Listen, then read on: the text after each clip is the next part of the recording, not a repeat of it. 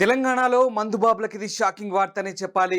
రేపటి నుంచి అంటే 25వ తేదీ నుంచి 3 రోజుల పాటు వైన్ షాపులు బంద్ కాబోతున్నాయి.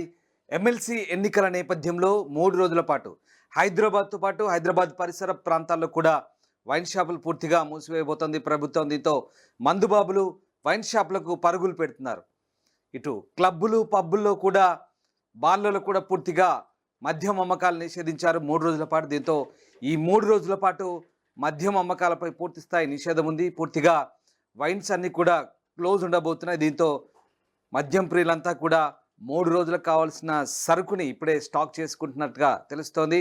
దీంతో మద్యం బాబులంతా కూడా ఇక రేపటి నుంచి వైన్ షాపులు బంద్ పెట్టబోతుండడంతో మద్యం షాపులకు పరుగులు తీస్తున్నారు, బారులు తీరుతున్నట్టుగా తెలుస్తోంది. ఎస్, మా కొలీగ్ విజయ్ జాయిన్ అవుతున్నారు. విజయ్, రేపటి నుంచి 3 రోజుల పాటు వైన్ షాపులు బంద్ అని చెప్తున్నారు.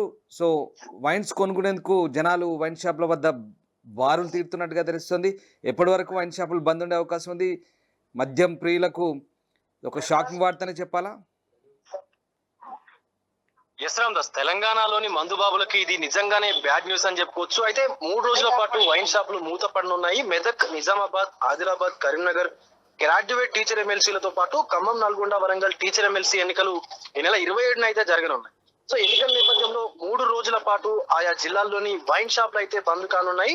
ఈ నెల 25 నుంచి 27 వరకు కూడా దుకాణాలు అయితే మూసివేయనున్నారు. ఇక ఈ బంద్ హైదరాబాద్ నగరంలో కొన్ని ప్రాంతాల్లో అయితే వర్తించనుంది.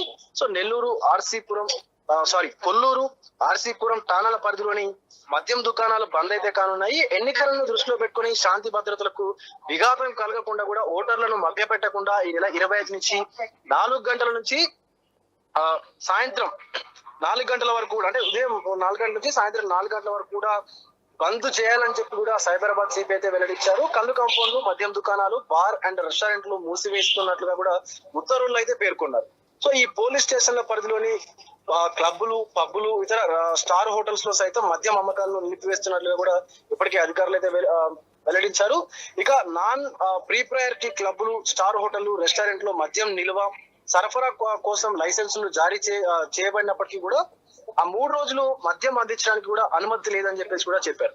సో ఎవరైనా నిబంధనలకు విరుద్ధంగా మద్యం విక్రయాలు చేస్తే, మద్యం సరఫరాకు పాల్పడితే కనుక చట్టరీత్యా కఠినమైనటువంటి చర్యలు తీసుకుంటామని చెప్పేసి కూడా ఇప్పటికే పోలీసులు అయితే వారిని హెచ్చరించారు.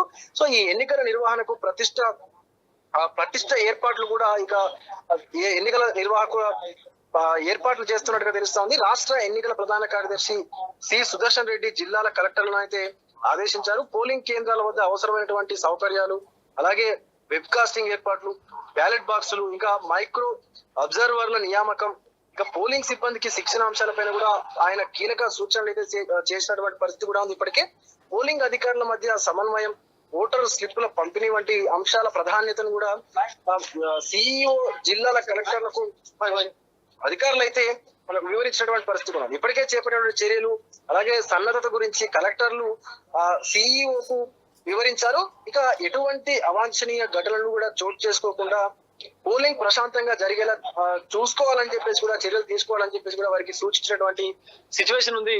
రామ్దాస్, రైట్. హైదరాబాద్లోని కొన్ని ప్రాంతాల్లో ఎమ్మెల్సీ ఎన్నికల ఎఫెక్ట్తో వైన్ షాపులు మూతపడబోతున్నాయి. 3 రోజుల పాటు వైన్ షాపులు క్లోజ్ చేస్తున్నారు. దీంతో మద్యం ప్రియులు ఇప్పుడే వైన్ షాపులకు బారులు తీరుతున్నారు. 25వ తేదీ నుంచి 27వ తేదీ వరకు ఎమ్మెల్సీ ఎన్నికల్లో భాగంగా ఈ వైన్ షాపులు క్లోజ్ కాబోతున్నాయి. ముఖ్యంగా ఆర్సీపురం, కొల్లూరు ప్రాంతాల్లో ఈ వైన్స్లు బంద్ చేస్తున్నట్టుగా తెలుస్తోంది.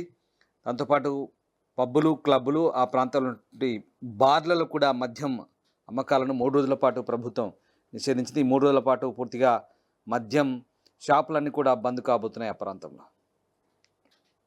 ప్రపంచంలో ఏ మూల ఏ క్షణం ఏం జరుగుతుందో వేగంగా తెలుసుకోవడానికి తొలి వెలుగు వాట్సాప్ ఛానల్ని ఫాలో చేయండి.